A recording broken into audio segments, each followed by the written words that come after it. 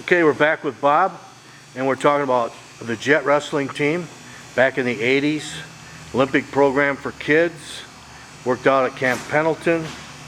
A lot of these kids went on to do really well. The program took a turn though, and I'm going to interject myself in this. And when it did take that turn, I went back to Iowa. And Bob tried to revise it and ended up taking kids to Bulgaria, Georgia. We went to Russia, and that's where Danny Henderson was on the team, and we did Greco, freestyle, and Sambo. And in freestyle wrestling, Dan Henderson's brother was picked as the best wrestler on our team. So it just goes to show you that sometimes it just takes maturity and perseverance for you to be a champion. Look at Dan now. So even though the program was kind of experiencing tough times, you revised it. Yeah, we went back to the high school at San Clemente. They helped us out. And then actually after that, we got our own training center. And then at San Clemente used our training center. We had 10,000 square feet, mat by 100 by 50. We had our own weights circuit. We had showers, locker room, the whole thing. And you're taking kids to Russia. Yeah, we took them to Russia a couple of times. Actually, we took them to Alushta, probably because of Gogi's contacts, who was on the Russian Olympic team, but that didn't go. And then he came here. He won the national championships here. He pinned everybody, Russell. And then he decided to come with our team, and with his contacts, we were able to be the first team to go into Russia. We were invited to go in, and they took us to Alushta, their Olympic training camp. Saw Karelin at a very young age, and he. This is like the late 80s. Yeah. Early 90s. Yeah, more like mid-80s. Mid-80s, okay. I have to say, I don't know anybody that's ever done that. I mean, as far as I know, Bob, you're the only person I know that's ever done anything like that. Yeah, we trained with the Russian team for like 2 weeks, 3 weeks at a time. I'm going to zip ahead to the future a little bit. Now it's 2011. And Bob's also been, since that time, he's been an Olympic coach and a personal trainer. I won in 2007 the submission wrestling team.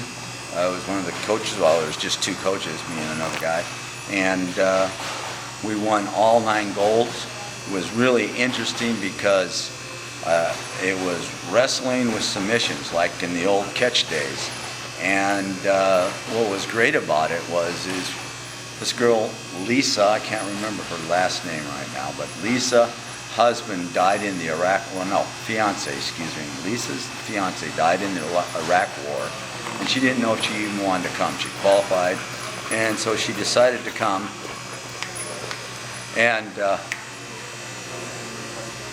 and work out and see, and we said just come along for the ride, see if you want to wrestle. So she decided to wrestle, and she's in the finals against the Russian girl, and she's losing by a point, and 2 points for a takedown. 20 seconds to go, she takes the Russian down, ties it up. I don't know if I said that right, but she tied it up. And so the Russian wins the flip, and she's really good on the mat, and submissions and down and everything. Lisa's better on her feet. The Russian takes up. Within 30 seconds, Lisa takes her down and wins the gold, and we win all 9 golds because of that. And that was when? That was 2007, Turkey. Wow. Another sort of twist in this story is Bob mentioned the Henderson brothers.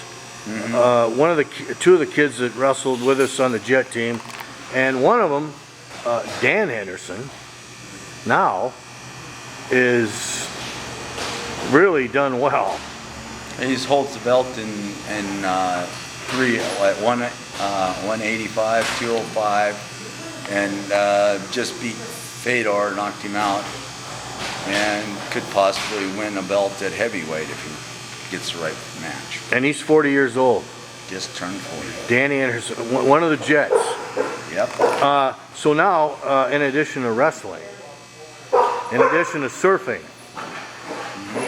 and raising boxers, Yeah.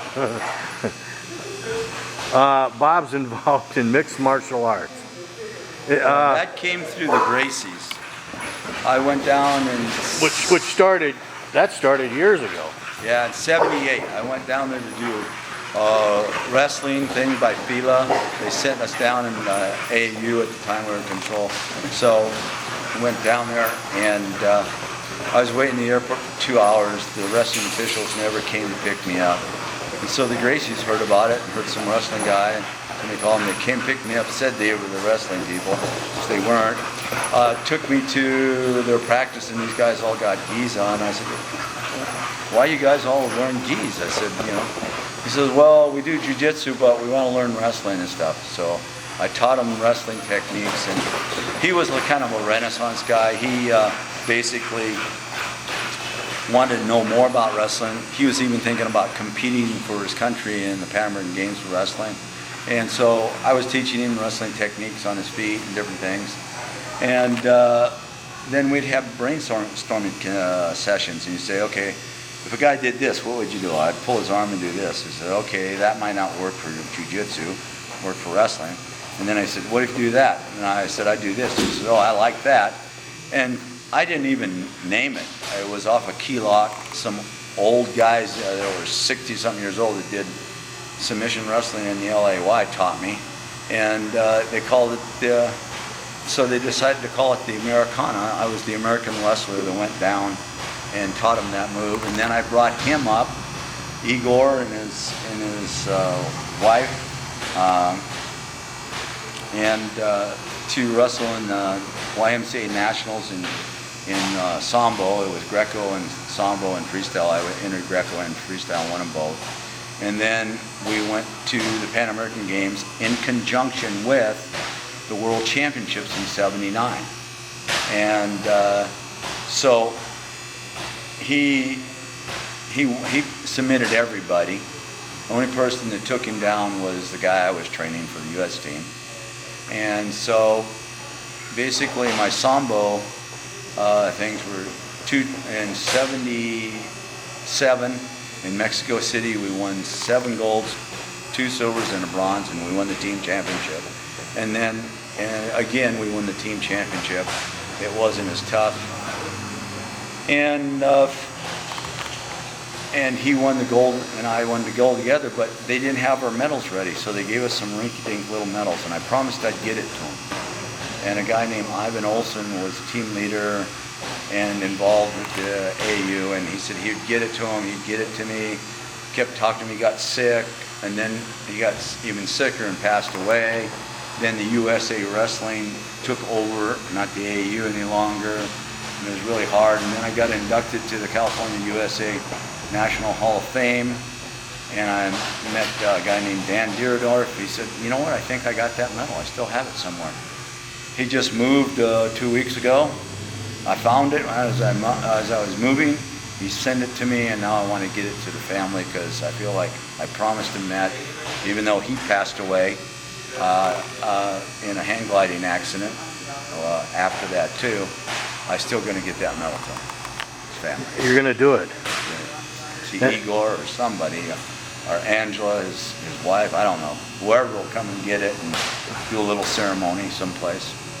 And it's now 2011. You're involved with MMA. Mm-hmm. And but I gotta end with one more story. Not too many years ago, at the age of 60 years old. 60. Mm-hmm. You're in the Senior World Games. Yeah, had 5 matches. And you're in Bulgaria? No, Hungary. Hungary. Okay. You're in, and you're Bucharest. 60. Bucharest. Which, by the way, they just had the junior World Games. Or is it Budapest? The one where the river goes through the middle, but anyway. You're 60 years old and you're wrestling heavyweight? No, I wrestled 211. 211, okay. Greco?